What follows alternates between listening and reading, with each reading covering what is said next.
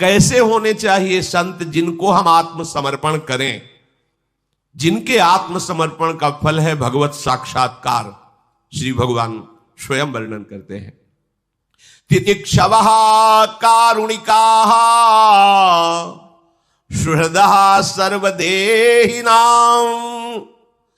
अजात शत्रवः शान्ताः साधवः साधुभूषणाः मयि अनन्येन भावेन भक्तिं कुर्वन्ति ये दृढां मत्कृते त्यक्त कर्माणस् त्यक्त स्वजन बान्धवाः मदाश्रयः कथामृष्टाः शृण्वन्ति कथयन्ति च तपन्ति विविधास्तापा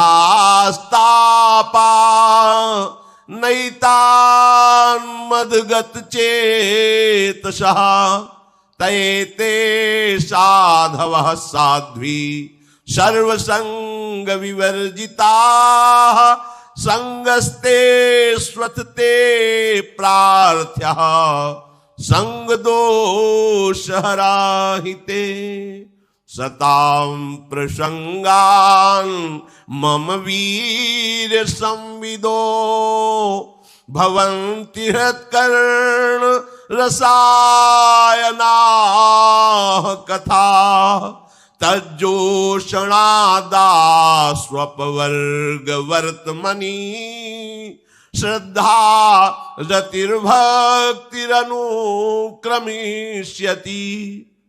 सबसे पहला लक्षण बताया, जिन संत महात्माओं के चरणों में आसक्ति करके आत्मसमर्पण करना भगवत प्राप्ति का साक्षात साधन है। वो संत कैसे होते? पहला लक्षण लिखा है तितिक्षवः, वो महान सहनशील महात्मा होते हैं। चाहे कोई कितना अपमान करे, निंदा करे या कितना सम्मान कर ले, प्रशंसा कर ले, उनके हृदय में कोई हलचल नहीं होगी। दोनों को सहना चाहिए।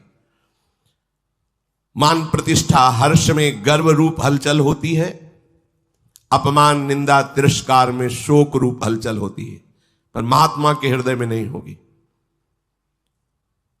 जो हृदय हृदयेश्वर प्रभु के चरणारविंद के चिंतन में निरंतर रत है, तो कोई बहुत सम्मान करे तो कोई फर्क नहीं पड़ता, अपमान करे तो कोई फर्क नहीं पड़ता। जो बहुमान करे को मेरो कि बहुमानत ना ही बढ़ाई, और जो अपमान करे को केहू किए अपमान नहीं लघुताई। सेवक जी महाराज,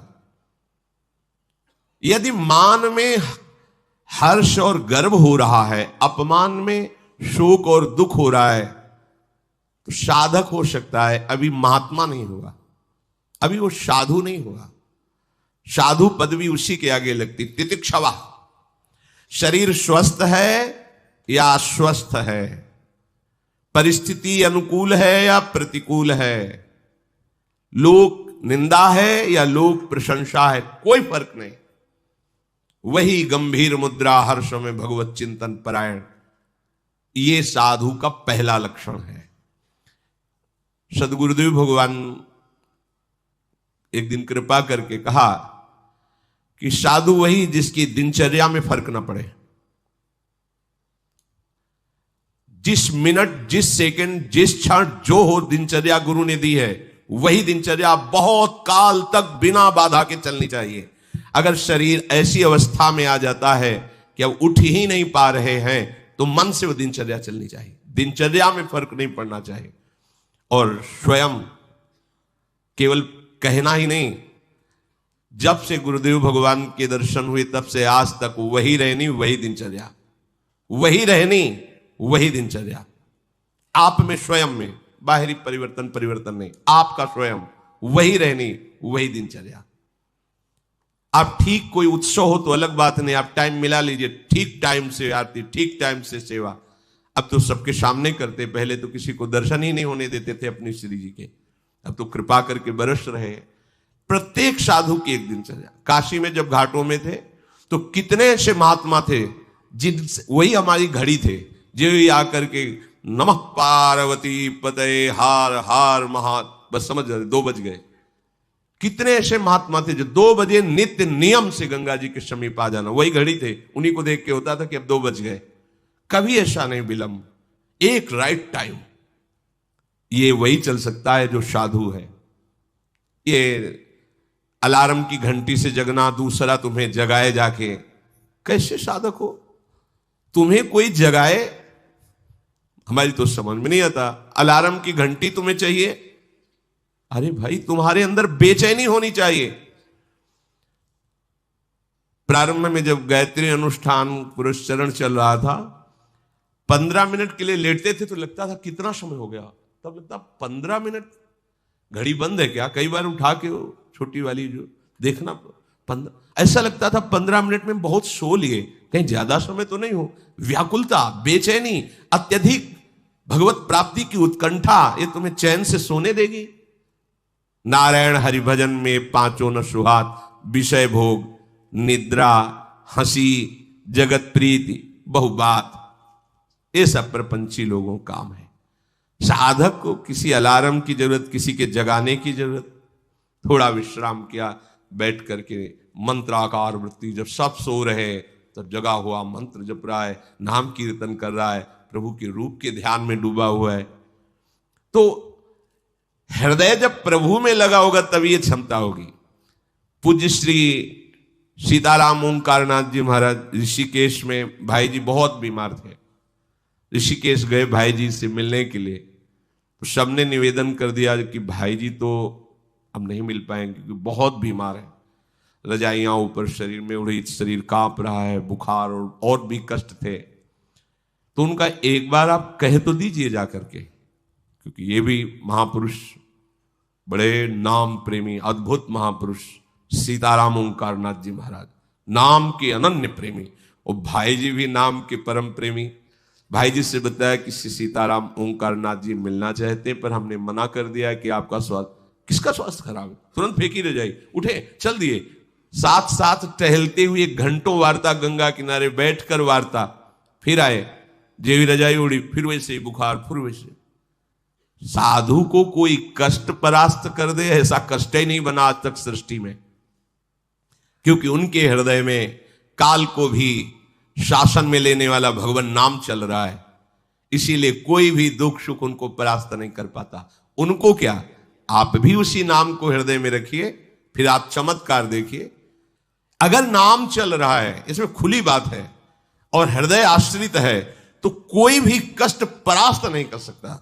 भयानक से भयानक कष्टों का समय आया है, पर उस समय भी एक हृदय में ऐसा स्थान था जहां आनंद बरस रहा था। लौट के उस चुपचाप स्थान गुफा में बैठ जाओ, बाहर आग लगी लगने दो, हृदय आनंदित रहता। अगर आप हृदय को हृदयेश्वर प्रभु के चरणों में समर्पित नहीं किए, तो ये विकार ऐसे नहीं है कि तुम्हें बख्श दें। शरीर में जहां चोट लगी, पीड़ा हुई, मन वहीं लगेगा, मन वहीं लगा, परेशान हो गए आप। मन लगा है प्रिया प्रीतम में, शरीर सड़ रहा है, तो कोई फर्क नहीं। ऐसे साधु जो तितिक्षवः, ये केवल भगवद आश्रय से होता है, भगवत भजन से होता है, दूसरी इसमें कोई सिद्धि काम नहीं करेगी। ये सिद्धि आनी चाहिए, चाहे कोई गाली दे, अपमान दे, चाहे अब जो हो, अब तो हरि चिंतन छूटने वाला नहीं।